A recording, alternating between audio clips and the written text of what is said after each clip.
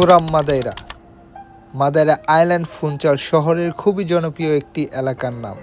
এই এলাকাটা জনপ্রিয় হওয়া শুধু এর সৌন্দর্যই মূল কারণ নয়, এর পিছনে আরেকটা বিশেষ কারণ লুকিয়ে আছে, সেটা হচ্ছে ফুরাম মাদাইরা শপিং সেন্টার।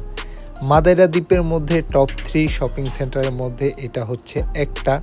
তো যারা একটু ভিন্ন ধর্মীয় জামা কাপড়, ভিন্ন ধর্মীয় লাইফস্টাইল করতে চায় তারাই নর্মালি এই শপিং মল একটু বেশি আসে। আর বর্তমানে বাঙালিদের মধ্যেও এই শপিং মলটা খুব বেশি জনপ্রিয়, কারণ এখানে প্রিমার্কের মতো একটা শপিং মল আছে যেখানে একটু সস্তায় জিনিসপত্র পাওয়া যায়।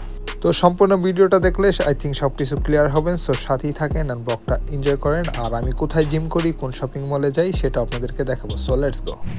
হোয়াটসঅ্যাপ বিউটিফুল পিপল, আসসালামু আলাইকুম। তো ছুটির দিন মানেই হচ্ছে নিজেকে রাজা বাদশাহ মনে করতে হবে। তো ভাই রাজা বাদশাহ, তারপরে ডাল আর ডিম ভাজা, ব্যাপারটা কি হইলো? আরে ভাই এটাও এক এক সময় রাজা বাদশার খাবারের মতোই লাগে যখন অনেক দিন পরে খাওয়া হয়। তো যাই হোক, আজকে দুপুরে লাঞ্চটা করলাম ডাল আর ডিম ভাজা দিয়ে।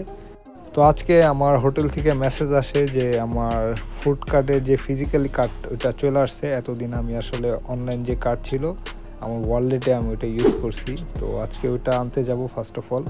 তো ইউটিউবের জন্য ভিডিও মেক করি এখন। ইউটিউব, ফেসবুক সব জায়গায় একই লাইফস্টাইল ভিডিও ছাড়বো। এতদিন যে লাইফস্টাইল ভিডিওগুলো ছাড়তাম ফেসবুকে, ওটা একটু সাইড সিনগুলো পাওয়া যেত না, মানে সিনারিগুলো পাওয়া যেত না। দ্যাটস এইভাবে মেক করা। সো দুই জায়গায় চলবে। সো এখন কে দেখবে না দেখবে ডাজেন্ট ম্যাটার। তো চলেন আগে ব্যাংক কার্ডটা উঠাই, পরে আবার কথা হচ্ছে। So let's go.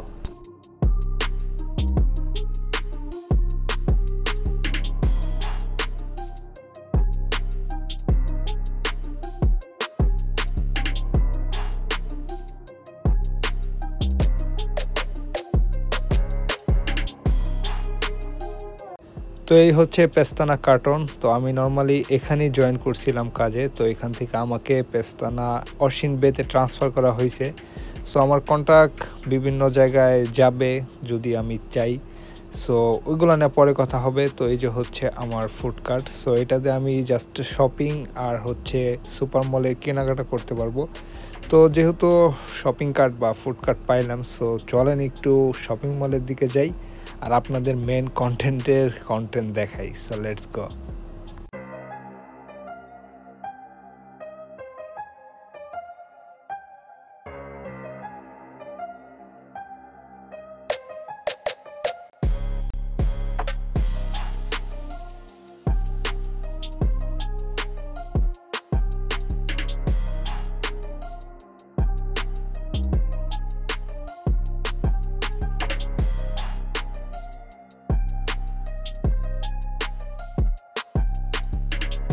তো চলে আসলাম শপিং মলের ভিতরে। আর যেহেতু ফুড কার্টের প্রথম পাঞ্চ, এই জন্য একটা কফি দিয়ে করলাম। সো ফুড কার্ট আমার ফেভারিট জিনিসই হচ্ছে কফি। সো হোটেলের প্রথম যেই খরচ করলাম হোটেলের টাকা, সেটা হচ্ছে একটা এক্সপ্রেসো, আর সেটা আপনাদের মাঝে সাক্ষী রইল। আর পিছনে যে ক্যাফে বারটা খুবই সুন্দর, এটা শপিং সেন্টারের ভিতরে। সো কফির দাম নেয় €1। তো রিজনেবল, অত বেশি না। €1.5 হলে একটু বেশি হইতো, কিছু কিছু জায়গায় €1.5তেও কফি বিক্রি হয়। তো যাই হোক, এখন আপনাদের যে বিষয়টা, আমি আসছি কিছু কেনাকাটা করার জন্য। যেমন আমার ব্ল্যাক শক্স লাগবে আর হচ্ছে শর্ট প্যান্ট লাগবে। সো সুতি শর্ট প্যান্ট, কারণ গরম পড়ে গেছে। সো এই জন্য চলে আসলাম লেফটেন্সে। সো এটা হচ্ছে kind of P market.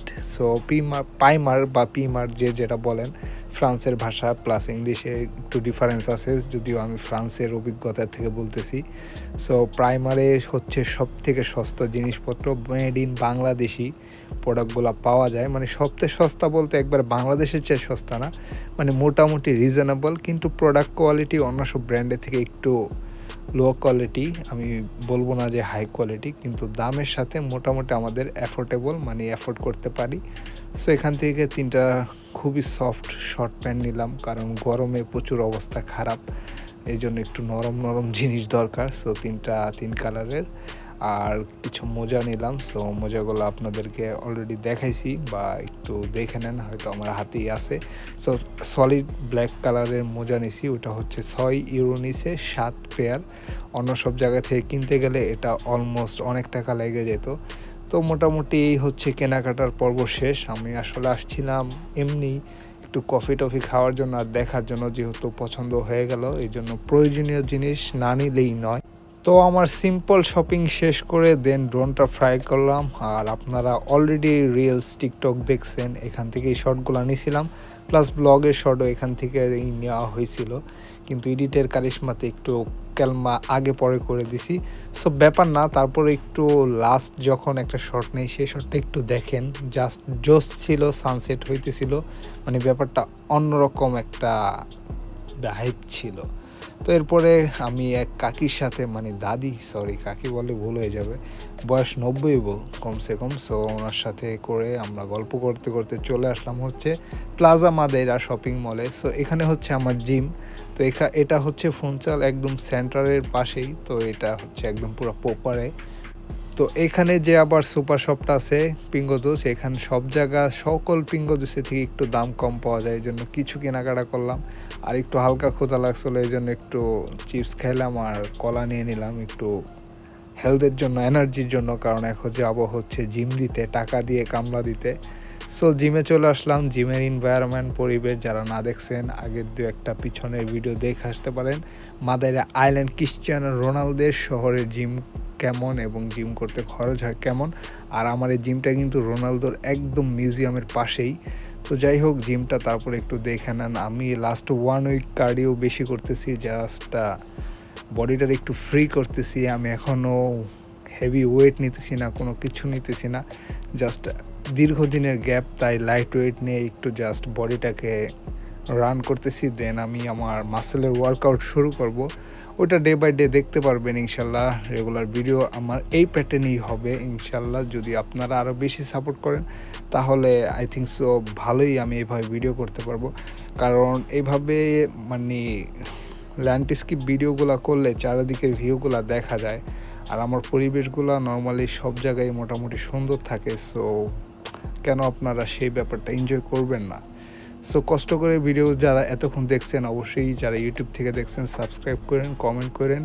So রাতে বাসায় চলে আসছি, এখন আবার ডাল আর টুনা মাছ দিয়ে ভাত খাবো, ঘুমায় যাব, ভিডিও এডিট করব, এটাই জীবন। তো কালকে কি করি কালকের ভিডিওতে দেখবেন। So thanks for watching guys. Limon এখন আসছে, টাটা গুড বাই, আল্লাহ হাফেজ, take care, love you guys.